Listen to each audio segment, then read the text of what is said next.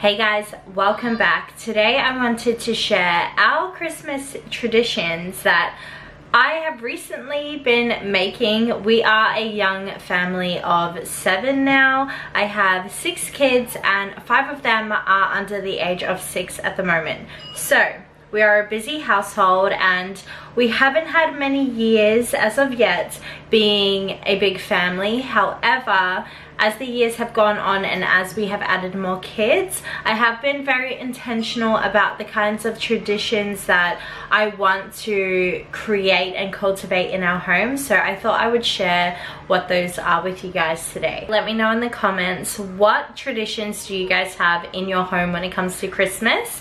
If you have heaps, then maybe tell me your best, most favorite one, and maybe we can pull some from each other. That would be quite fun.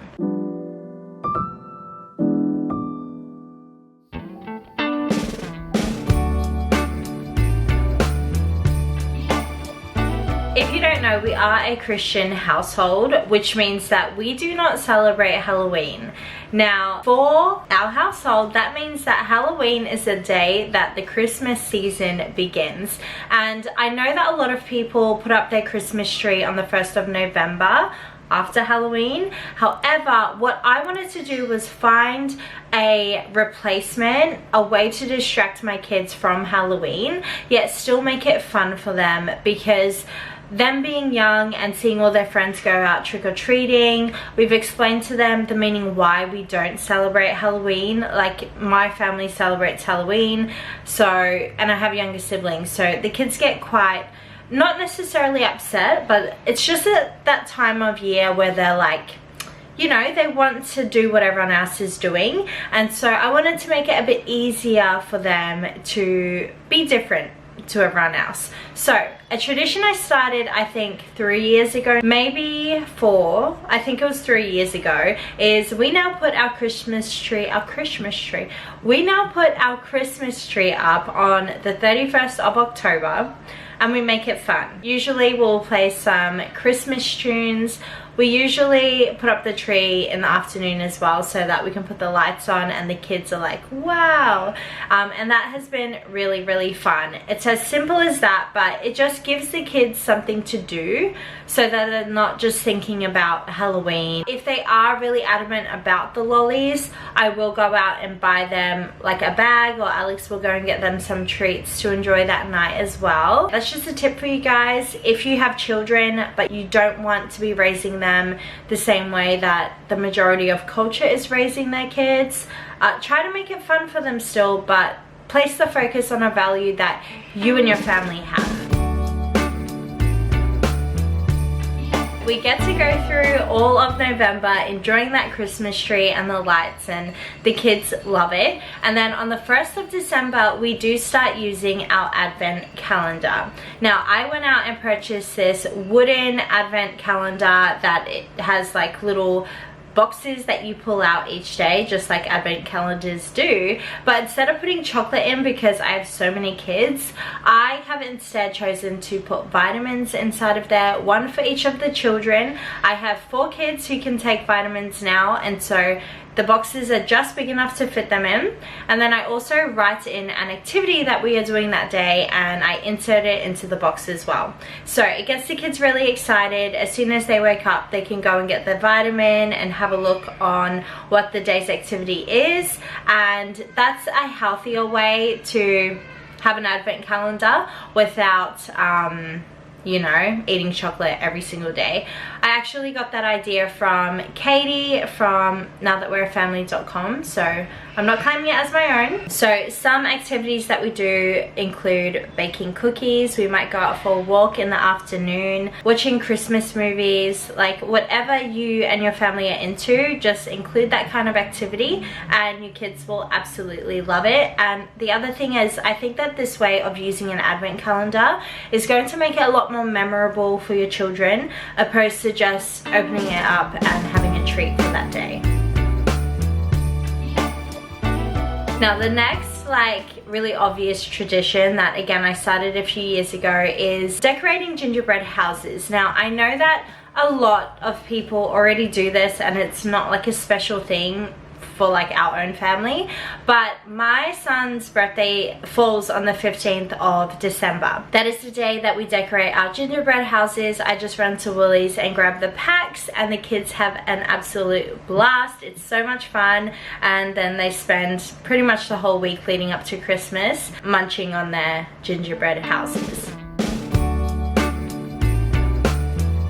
Then we have Christmas Eve, and this is probably my favorite tradition that we have had. I will say that this year it's probably going to be different because we no longer live near our family. When we did live near all our family, on Christmas Eve, me and Alex will crack a bottle of wine or have a few drinks, and then we will play some games with my eldest son, who is now 10, as well as our 5-year-old. Obviously all the kids get involved, but you know, within 20 minutes they're bored and they're playing somewhere else.